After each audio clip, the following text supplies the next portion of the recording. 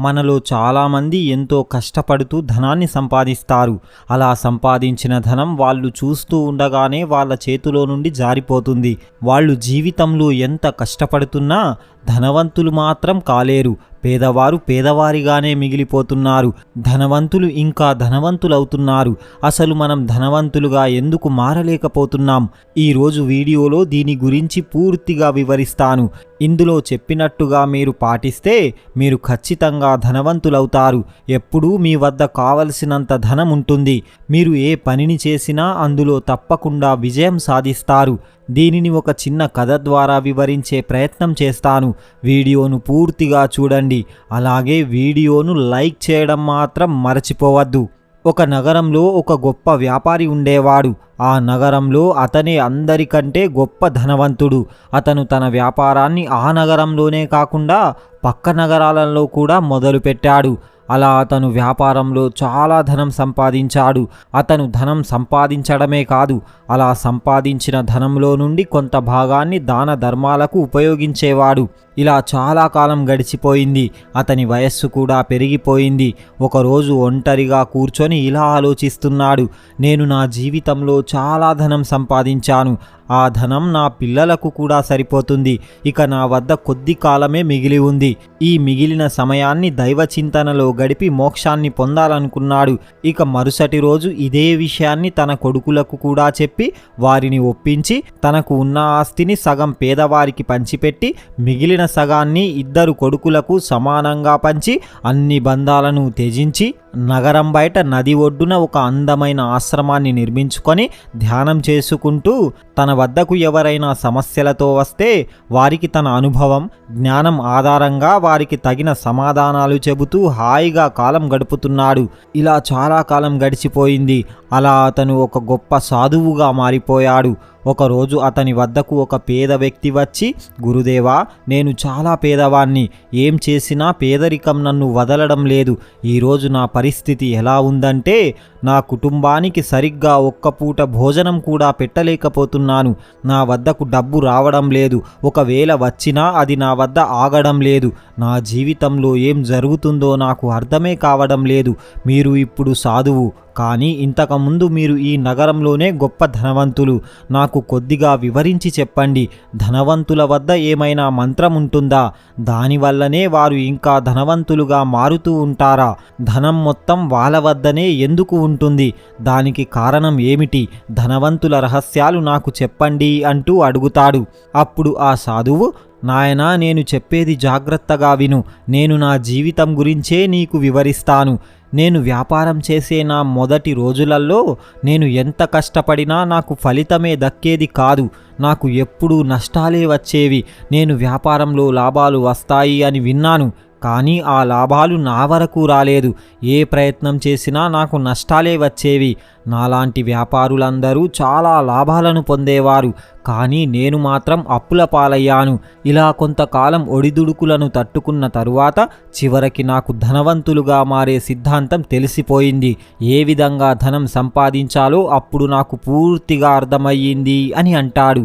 అప్పుడు ఆ వ్యక్తి, అవునా, మరి ఆ తరువాత మీరు ఏం చేశారు? ఆ సిద్ధాంతం మీకు బాగా పనిచేసిందా అంటూ అడుగుతాడు. అప్పుడు ఆ సాధువు, అవును, బాగా పనిచేసింది. వాటిని పాటించిన తరువాత నాకు లాభాలు రావడం మొదలయ్యింది. నా వద్ద ధనం కూడా నిలకడగా ఉండేది. అలా 10 సంవత్సరాలకే నేను ఆ నగరంలోనే అత్యంత ధనవంతునిగా మారిపోయాను. ఆ రోజు నాకు తెలిసిన, నేను పాటించిన ఆ నియమాలను నీకు వివరిస్తాను. వాటిని జాగ్రత్తగా విని వాటిని నీ జీవితంలో ఆచరిస్తే నువ్వు కూడా ధనవంతునిగా మారిపోతావు. ధనవంతులుగా మారడానికి మొదటి నియమం, ధనవంతులు తాము ఇంకా ధనవంతులు కాకపోవడానికి తమకు తామే బాధ్యులుగా భావిస్తారు. కానీ పేదవాళ్ళు అలా అనుకోరు. మేము ధనవంతులం కాకపోవడానికి ఈ ఆర్థిక వ్యవస్థనే కారణం, ఈ ప్రభుత్వమే కారణం, నా భార్యనే కారణం, నా తల్లిదండ్రులే కారణం. చివరికి ఆ భగవంతుణ్ణి కూడా నిందిస్తారు. తల్లిదండ్రులను కూడా నిందిస్తూ ఉంటారు. తాను చేస్తున్న తప్పులను తెలుసుకోకుండా మిగతా వారందరినీ బాధ్యులుగా చూపిస్తూ నిందిస్తారు. తాను చేస్తున్నదే సరైనది అని నిరూపించుకునే ప్రయత్నం చేస్తారు. వారి వద్ద ధనం ఉండదు. అప్పుడు వాళ్ళు ఇలా అంటారు, మన జీవితంలో డబ్బు అంత విలువైనది కాదు, మనం దానికి ప్రాధాన్యత ఇవ్వనవసరం లేదు అంటూ చెప్పుకుంటారు. నువ్వు ఒక్క విషయం నాకు చెప్పు, నువ్వు వెళ్ళి నీ భార్యతో గాని నీ స్నేహితులతో గాని మీరు నాకు అంత విలువైన వారు కాదు, మీతో నాకు అవసరం ఏమీ లేదు, మీరు ఎందుకు నాతో ఉంటున్నారు అని నువ్వు వాళ్లతో అంటే వాళ్ళు నీ వెంట ఎక్కువ సమయం ఉంటారా? ఉండరు కదా. సరిగ్గా డబ్బుతో కూడా ఇలాగే జరుగుతుంది. నువ్వు ధనవంతుడిగా మారాలంటే ముందుగా డబ్బుకు విలువను ఇవ్వడం మొదలుపెట్టాలి. డబ్బును ప్రేమించాలి. మీ చేతుల్లో డబ్బు ఉంటే దానితో ఇలా చెప్పండి, నేను నిన్ను చాలా ఇష్టపడుతున్నాను, నువ్వు నా వద్దకు వచ్చినందుకు నీకు చాలా ధన్యవాదాలు అంటూ చెప్పండి. ఇక అప్పటి నుండి మీ జీవితమే మారిపోతుంది. మీరు ధనవంతులుగా మారడానికి ఇది మొదటి మెట్టు. మన జీవితంలో డబ్బుకు అత్యంత విలువను ఇవ్వాలి. అలాగని నేను మిమ్మల్ని పిసినారిగా మారమని చెప్పడం లేదు, కేవలం డబ్బుకు విలువ ఇవ్వమని చెబుతున్నాను. గృహస్థునిగా ఉన్న ఒక వ్యక్తి డబ్బు అంత విలువైనది కాదు అని అన్నాడంటే ఖచ్చితంగా అతని వద్ద డబ్బు లేదు అని అర్థం. ధనవంతులు ఎప్పుడూ కూడా ధనానికి, సమాజంలో దానికి ఉన్న స్థానానికి విలువను ఇస్తారు. ఇక ధనవంతులుగా మారడానికి పాటించవలసిన రెండవ నియమం, ధనవంతులు ధనంతో వ్యాపారంలో ఉన్నత స్థానాన్ని చేరుకోవడానికి ప్రయత్నిస్తారు. కానీ పేదవారు మాత్రం కేవలం ఓడిపోకుండా, నష్టం రాకుండా ఉండేలా ప్రయత్నం చేస్తారు. ధనవంతుల లక్ష్యం ఎల్లప్పుడూ కూడా సమృద్ధిగా, ఎక్కువ డబ్బులు సంపాదించే లక్ష్యం ఎంచుకొని దానికోసమే నిరంతరం ప్రయత్నం చేస్తారు. కానీ పేదవారి లక్ష్యం ఎల్లప్పుడూ ఇప్పుడు బ్రతికేందుకు సరిపోయేటంత ధనం ఉంటే చాలు అని అనుకుంటారు. ఎవరైతే ఇప్పుడు బ్రతికేందుకు సరిపోయేంత ధనం ఉంటే చాలు అని అనుకుంటారో వారికి అంత మాత్రమే లభిస్తుంది. అది కూడా చాలా కష్టం మీద లభిస్తుంది. ఇలాంటి వారికి అనుకోకుండా ఏదైనా సమస్య వచ్చినా వారి వద్ద సరిపోయేటంత ధనం కూడా ఉండదు. ఇక మధ్యతరగతి వాళ్ళు వీళ్ళకంటే కొద్దిగా ముందుంటారు. ఈ మధ్యతరగతి వారు తమ జీవిత లక్ష్యాన్ని సౌకర్యంగా, సుఖంగా జీవించాలని పెట్టుకుంటారు. కానీ సౌకర్యంగా, సుఖంగా ఉండడానికి, ధనవంతులుగా ఉండడానికి చాలా పెద్ద తేడా ఉంది. ఆర్థికంగా స్థిరంగా ఉండాలని కోరుకునేవారు తమకు అవసరమైన వస్తువులను కూడా ధరలను చూసి కొనుగోలు చేస్తారు. అంతేకాని ఇష్టమైనది తీసుకోలేరు. మీరు ఆర్థికంగా స్థిరంగా ఉండడాన్ని లక్ష్యంగా పెట్టుకుంటే మీరు ఎప్పటికీ ధనవంతులు కాలేరు. ఒకవేళ మీ లక్ష్యం ధనవంతులు కావాలని పెట్టుకుంటే మీరు ఆర్థికంగా స్థిరంగా, సంతోషంగా ఉండడమేగాక కొన్ని రోజులకు ధనవంతులు కూడా అవుతారు. ఉదాహరణకు మీరు నక్షత్రాలను చేరుకోవాలని లక్ష్యంగా పెట్టుకుంటే కనీసం చంద్రునిపై వరకన్నా చేరుకోవచ్చు. అంటే మీరు కోట్లల్లో సంపాదించాలని లక్ష్యంగా పెట్టుకుంటే కనీసం లక్షల్లోనైనా సంపాదించవచ్చు. కానీ పేదరికం గురించి ఆలోచించేవారు తమ ఇంటి పైకప్పును కూడా అందుకోలేరు. ఎందుకంటే వారు తమ లక్ష్యాలను చాలా చిన్నవిగా పెట్టుకుంటారు. ఈరోజు గడిస్తే చాలు అని అనుకుంటారు. మళ్ళీ మేము ఎందుకు ధనవంతులం కావడం లేదు అంటూ తీవ్రంగా ఆలోచిస్తారు. మనం ఏదైతే కోరుకుంటామో అదే మనకు లభిస్తుంది. మనం ధనవంతులుగా మారాలనుకుంటే మన లక్ష్యం ఎల్లప్పుడూ ధనవంతులు కావాలనే ఉండాలి. ఎప్పుడైనా సరే గెలవడానికి ఆడాలి, కానీ ఓడిపోకుండా ఉండడానికి ఆడకూడదు. ధనవంతులుగా మారడానికి మూడవ నియమం, ధనవంతులు తాము చేసే పనిలో నిబద్ధత చూపుతారు. వాళ్ళు వాళ్ళ పని కోసం పూర్ణంగా అంకితమవుతారు. అది పగలు కానీ, రాత్రి కానీ, ఉదయం కానీ, సాయంకాలం కానీ, ఎండ కానీ, వాన కానీ వాళ్ళ పనిలో ఏమాత్రం తేడా ఉండదు. వాళ్ళు వాళ్ళ పనిని అస్సలు వాయిదా వేయరు. 100% శ్రమ పడతారు. మీరు ధనవంతులుగా మారాలంటే పని చేయడానికి సిద్ధంగా ఉండాలి. అది ఎంత కాలమైనా ఓపికగా, పూర్తి శ్రద్ధతో పనిచేయాలి. లేదు, కాదు, రాదు అనే మాటలు వాడకూడదు. ఎప్పటికీ ఓటమిని అంగీకరించకూడదు. నాయనా, నువ్వు రోజులో 16 గంటలు పని చేయడానికి సిద్ధంగా ఉన్నావా? దానికి ధనవంతులు సిద్ధంగా ఉంటారు. నువ్వు వారంలో 7 రోజులు పనిచేయడానికి సిద్ధంగా ఉన్నావా? అలాగే నువ్వు నీ కోరికలను, ఆనందాలను త్యాగం చేయడానికి సిద్ధంగా ఉన్నావా? దానికి ధనవంతులు సిద్ధంగా ఉంటారు. నువ్వు నీ కుటుంబ సభ్యులతో, మిత్రులతో కలిసే సమయాన్ని త్యాగం చేయగలవా? కానీ ధనవంతులు త్యాగం చేస్తారు. నీ సమయాన్ని, శక్తిని ఏమాత్రం లాభం వస్తుందో రాదో తెలియని ఒక పనిలో పెట్టుబడిగా పెట్టగలవా? కానీ ధనవంతులు పెట్టగలరు. వారు వీటన్నింటినీ కొంతకాలం సహించడానికి సిద్ధంగా ఉంటారు. వాళ్ళు ఓపికతో ఉంటారు. ధనవంతులు తమ లక్ష్యాలను సాధించడానికి ఏది అవసరమైనా దానిని చెయ్యడానికి పూర్తిగా సిద్ధంగా ఉంటారు. వాళ్ళు ఎక్కడా కూడా వెనకడుగు వెయ్యరు. ఇక 4వ నియమం, ధనవంతులు ఎల్లప్పుడూ అవకాశాలపై దృష్టిని పెడతారు. పేదవాళ్ళు పెరుగుదలపై దృష్టిని పెడతారు. ధనవంతులు తాము పొందాలనుకునే విషయాలపైనే దృష్టి పెడతారు. కానీ పేదవాళ్ళు తాము పొందకూడని విషయాలపైనే దృష్టి పెడతారు. ఈ విశ్వం యొక్క నియమం ఏమిటంటే, మీరు దేనిపై ఎక్కువగా దృష్టిని పెడతారో అదే మీకు పెరుగుతుంది. ధనవంతులు అవకాశాలపైనే ఎక్కువ దృష్టిని పెడతారు. అందుకే వారికి ఎక్కువగా అవకాశాలు లభిస్తాయి. ఇంకోవైపు పేదవారు బాధలు, సమస్యలు, అడ్డంకులపైనే ఎక్కువ దృష్టిని పెడతారు. అందుకే వారికి బాధలు, సమస్యలే లభిస్తాయి. మీరు దేనిపైన ఎక్కువ దృష్టి పెడితే అదే మీకు లభిస్తుంది. ఇక 5వ నియమం, ధనవంతులు ఎప్పుడూ కూడా వేరే ధనవంతులను మరియు విజయం సాధించిన వారిని మెచ్చుకుంటూ ఉంటారు. కానీ పేదవాళ్ళు అలా కాదు. ధనవంతులను అసూయతో చూస్తారు. అలాగని అందరూ పేదవారు చెడ్డవారు అని నేను చెప్పడం లేదు.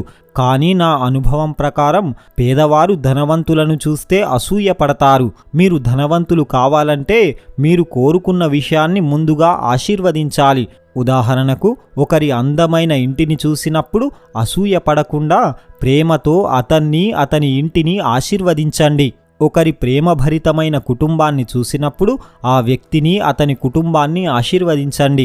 ఒకరి అందమైన శరీరాన్ని చూసినప్పుడు అసూయపడకుండా అతని శరీరాన్ని ఆశీర్వదించండి. నీతి ఏమిటంటే, మీరు ఎవరినైనా దేనినైనా అసూయతో గాని కపటంతో గాని చూస్తే అది మీకు ఎప్పటికీ దక్కదు. ఎదుటి వాళ్ళ ఎదుగుదలను చూసి మనం అసూయపడితే మనం జీవితంలో ఎప్పుడూ కూడా ఎదగలేము. ఇక ధనవంతులు కావడానికి 6వ నియమం, ధనవంతులు సానుకూల మరియు విజయవంతమైన వ్యక్తులతోనే కలిసి ఉంటారు. వారితో ఎక్కువగా స్నేహం చేస్తారు. కానీ పేదవాళ్ళు మాత్రం నకారాత్మకమైన, వైఫల్యం పొందిన వ్యక్తులతో కలిసి ఉంటారు. విజయం సాధించిన వారు మరో విజయం సాధించిన వారిని గురువులుగా భావిస్తారు. వాళ్ళ నుంచి ఇంకా విజయ రహస్యాలను నేర్చుకోవాలని కోరుకుంటారు. ధనవంతుల ఆలోచన ఎప్పుడూ కూడా వాళ్ళు చేయగలిగితే నేనెందుకు చేయలేను, నేను కూడా తప్పకుండా చేయగలను అని భావిస్తారు. దీని సారాంశం ఏమిటంటే, నువ్వు గ్రద్దలాగా ఆకాశంలో ఎగరాలంటే ముందుగా బాతులతో ఈదడం మానేయాలి. ధనవంతులు కావాలంటే విజయవంతమైన వ్యక్తులతో ఉండాలి. అలాగే నకారాత్మకమైన ఆలోచన ఉన్నవారికి దూరంగా ఉండాలి. 7వ నియమం, ధనవంతులు తమను తాము మరియు తమ విలువ అందరికీ తెలిసేలా ప్రచారం చేస్తారు. వాళ్ళు ఒక వస్తువును అమ్మాలంటే దానిని ముందుగా విస్తృతంగా ప్రచారం చేస్తారు. పేదవాళ్ళు అసలు దీనిని పట్టించుకోరు. ఉదాహరణకు, మీ వద్ద ఒక తీవ్రమైన వ్యాధికి మందు ఉంది. అలాగే ఒక బాధితుడు కూడా అదే వ్యాధితో బాధపడుతున్నాడు. అప్పుడు మీరేం చేస్తారు? మీ మందును రహస్యంగా ఉంచుతారా? లేదా అతనే నీ మనస్సును చదివి నీ వద్ద ఔషధముందని తెలుసుకోవాలని కోరుకుంటారా? ఒక వ్యక్తి బాధపడుతూ ఉన్నా మీరు అతనికి సహాయం చేయలేకపోతే, లేదా మీరు చెప్పాలనుకున్నా మీ మౌనం, మీ భయం, మీ సిగ్గు లేదా గర్వం వల్ల మౌనంగా ఉంటే మీ వద్ద ఎంత విలువైన ఔషధమున్నా అది వ్యర్థమే. అది ఎవ్వరికీ కూడా తెలియదు. మీ వద్ద ఆ వ్యాధికి ఔషధముంటే మీరు దానిని పరిష్కరించగలిగితే అది అందరికీ చెప్పండి. దాని గురించి ప్రచారం చేయండి. నా దగ్గర మందు ఉంది, నేను దీనిని ఇంత విలువకు అమ్ముతాను అని చెప్పండి. అలా చెబితే అందరికీ నీ మందు గురించి ప్రచారం అవుతుంది. వారికి సహాయం చేసినట్టు ఉంటుంది. నీకు ధనం కూడా లభిస్తుంది. అలా ధనవంతులుగా మారిపోవచ్చు. 8వ నియమం, ధనవంతులు ఎప్పుడూ కూడా తమ సమస్యల కంటే గొప్పవాళ్ళుగా ఉంటారు. కానీ పేదవారు తమ సమస్యల కంటే చాలా చిన్నవాళ్లుగా ఉంటారు. ధనవంతులు ఎప్పుడూ కూడా తమ సమస్యల ముందు తల వంచరు. వారు సమస్యలను చూసి పారిపోరు. సమస్యలకు ఎదురు నిలబడి ఆ సమస్యను పూర్తిగా తొలగించుకునేంత వరకు పోరాడుతూనే ఉంటారు. ఆ సమస్యను ఎదుర్కోవడానికి ఏదైనా చేయడానికి సిద్ధంగా ఉంటారు. కానీ పేదవాళ్ళు దీనికి భిన్నంగా వ్యవహరిస్తారు. వాళ్ళు ఏ ప్రయత్నాలు చేసినా వచ్చిన సమస్యను ధైర్యంగా ఎదుర్కోలేక వాటిని తప్పించుకునే ప్రయత్నమే చేస్తారు. పేదవాళ్ళు ఒక సమస్య నుండి తప్పించుకోవడానికి వాళ్ళు మరో సమస్యను తమ జీవితంలోకి ఆహ్వానిస్తారు. ఇలా సమస్యలు వస్తూనే ఉంటాయి. అలా వాళ్ళు పూర్తిగా సమస్యలతో దుఃఖంతో జీవిస్తారు. మీరు ఎంత పెద్ద సమస్యను ఎదుర్కొనగలుగుతారో మీరు అంత పెద్ద వ్యాపారాన్ని కూడా నిర్వహించగలుగుతారు. మీరు ఎంత పెద్ద బాధ్యతను నిర్వహించగలుగుతారో మీరు మీ కింద పనిచేసే అంతమందిని నిర్వహించగలుగుతారు. మీరు ఎంతమందిని నిర్వహించగలుగుతారో మీరు అంత డబ్బును కూడా నిర్వహించగలుగుతారు. దీని సారాంశం ఏమిటంటే మీరు సమస్యలను ఎంత సమర్థవంతంగా ఎదుర్కొంటే అంతగా విజయం మీ వైపుకు దూసుకు వస్తుంది. 9వ నియమం, పేదవాడికి డబ్బు అంటే అవసరం, మధ్యతరగతి వాడికి అది భద్రత. కానీ ధనవంతునికి ఆ డబ్బు ఒక ఆయుధం. ధనవంతుడు ఆ డబ్బుతో మానవ జీవన విధానాన్నే మార్చేస్తాడు.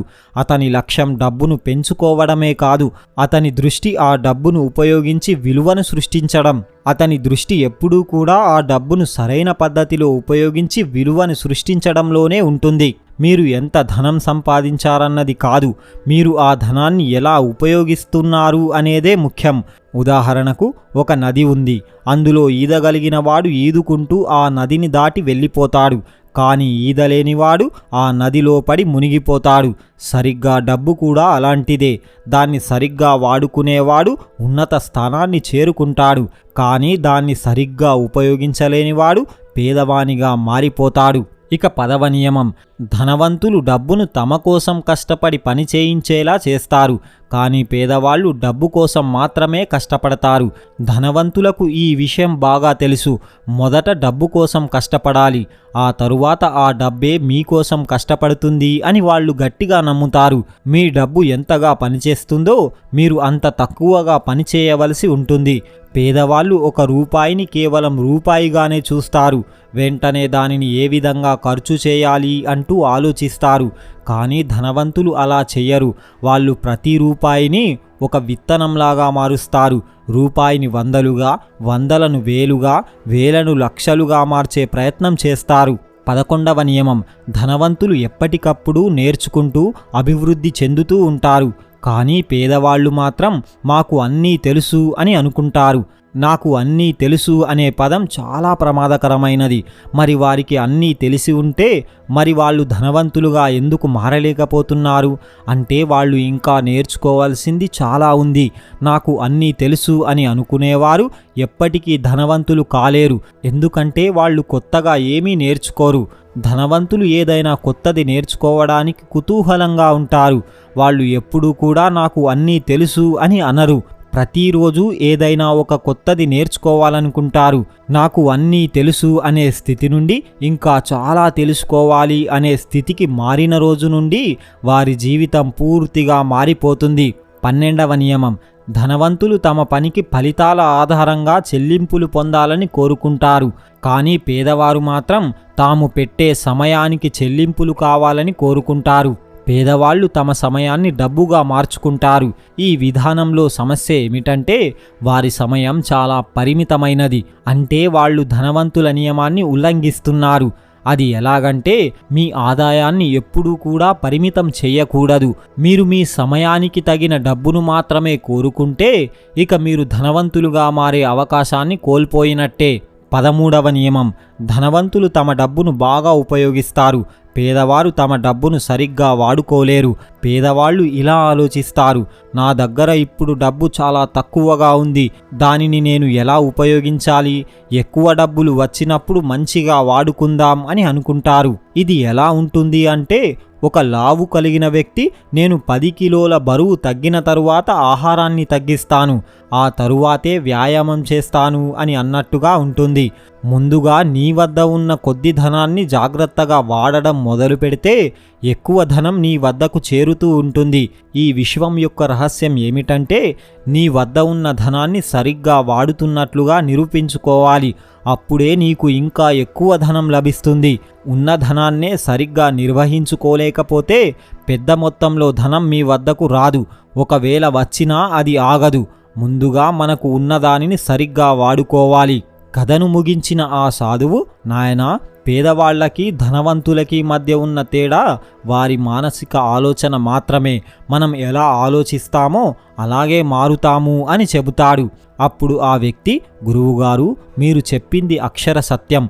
నేను ఇన్ని రోజులు అజ్ఞానంలో బ్రతికాను. ఇప్పటి నుండి మీరు చెప్పిన నియమాలన్నీ తప్పకుండా పాటిస్తాను అని చెప్పి ఆయనకు నమస్కరించి అక్కడ నుండి వెళ్ళిపోయాడు. చూశారు కదా. మీకు గనక ఈ వీడియో నచ్చితే జై శ్రీకృష్ణ అని ఒక చిన్న కామెంట్ చేయండి. ఇలాంటి మరిన్ని వీడియోస్ కోసం ఇప్పుడే మా ఛానల్ని సబ్స్క్రైబ్ చేసుకోండి. పక్కనే ఉన్న బెల్ ఐకాన్ని ప్రెస్ చేయండి. మా వీడియోని లైక్ చేయండి, షేర్ చేయండి. జై శ్రీకృష్ణ.